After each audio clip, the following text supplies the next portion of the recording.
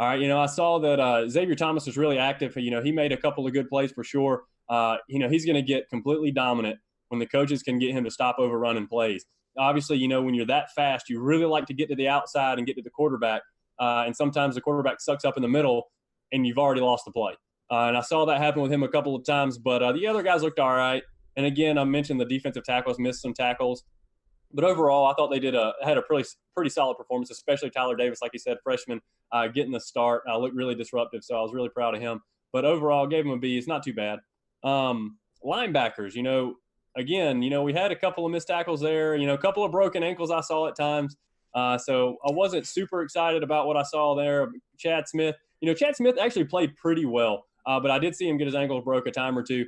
I'm looking to get more out of them, and they look a little more athletic than last year's bunch, like we were talking about here in the offseason. So I'm really excited to what they can bring. Again, I'm not going to beat anybody up over the first game. I get it. All right, we didn't know what to expect from Georgia Tech. I'm sure that caused a lot of a little misdirection, not knowing what to expect on defense. That's going to cause you to take some false steps, maybe miss a tackle or two, something like that. So I'm not really worried about that.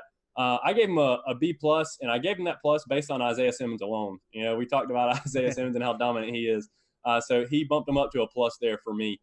Cornerback, they were untested. Okay, Tech had no passing game. I think that was pretty obvious. They did, bust a long one at the end, but overall they did what they needed to do. Obviously, they'll get tested much harder here in Texas A&M against Kellen Mond and all those guys and the Aggies coming in this weekend. So hopefully they'll do all right. But I gave them a B plus. Nothing too bad. Safeties, I actually gave the safeties C plus. We have two senior safeties back there, and each of them, I'm pretty sure, had a bust, to cause a touchdown. So, Tanner Muse is a little bit known for that. He's kind of, gets caught up in the run a lot. That's happened last year against Bama. But you know what? They're seniors.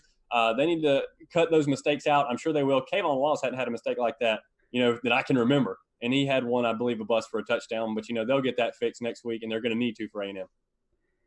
You're starting to remind me of the game. I feel like I missed a few things, especially on the secondary there. So I'm gonna scratch out some of my answers that I gave you. But the D line, I felt like I gave a lot of grace and forgiveness on some of the missed tackles and some of the missed gaps or whatever I saw, especially some of the over pursuits that I saw. I felt, considering this defensive line is completely revamped, and the fact that you had some top tacklers in Henry, Thomas, Davis were some of your top tacklers for the team, and Pickney was doing really well. I was a little nervous about the team because they came out in like a 3-3-5, and I was like, what in the world is this? And then they came out in a 3-4, and then they came out in a 4-3, but it really wasn't a 4-3 because they made Thomas stand up, and then they let Thomas get down in the 3-point stance, but then they stood KJ Henry up. And then they did it with Foster, too, and Foster kind of got burnt on one of the passing plays for standing up. He's probably not the best in coverage as far as the defensive line goes, but I did like KJ Henry standing up, and I do like Xavier Thomas standing up. Those guys look like kind of hybrid giant linebackers. They're not the Dexter Lawrences of the world. We don't have that anymore, and that's kind of shocking to see. We've been so used to that and so spoiled by the Dexter Lawrences and the Christian Wilkins of the world and the Cleveland Furls of the world that it's like, man, this team does not look the same. But it's a good thing. I think Brent Venables adjusted appropriately. It looks like a bunch of linebackers, really. And so I actually gave the defensive line an A. I thought they did really well for the first game out. I gave the linebackers, again, some grace on some of those missed tackles, with Isaiah Simmons being the leading tackler of the night, just playing all over the field, and Chad Smith making some really good, clean hits on players. And then Balin Spector and James Skalski were all in the top 5 of tackles for that game. I think that, I'm giving linebackers an A too. I think they did really well. They made some mistakes. Hey, I'm just giving out A's, man. You want to join? You want to get your GPA up? You come to Morgan's class. All right. But then I've got cornerback. I didn't really feel like they were tested enough to even give them a grade. I gave them a B. Because, like I said, I'm just an easy teacher, and I'll let you pass. And then safety, I actually put a higher grade, and now I'm taking it back because I remember the pass with Kayvon Wallace. Are we going through this again, Kayvon, where you're getting baited into coming in too close and then getting beat over the top? Is this another year of you doing this? And then the same thing with Tanner Muse. Is this another year of you doing this again?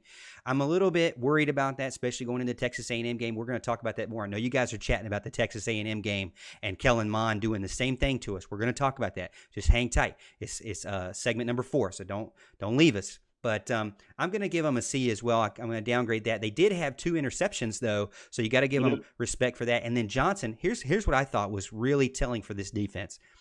Trevor throws the interception, stops on like the 2-yard line, and then they stop them. It looks like I'm like, okay, here's a team of linebackers. It's the red zone against a team that can run the ball. They're going to score, and they get an interception. I was like, yes, this is exactly what this kind of defense needs to be successful going in and start the season off correctly. So I'm excited for the defense. I think there's a lot of question marks that got kind of a little bit of answers there to see, okay, we can trust Chad Smith.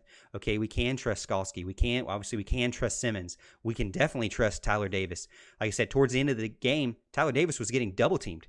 So it was really fun to see. Let us know who you thought was your most exciting player that you watched from Thursday night's game. I know it was a fun game, man. It seems like forever ago since they played. I don't like Thursdays and then waiting for a Saturday. I want to play every game every day. I just want to see more Clemson football. But let us know what you think in the comments.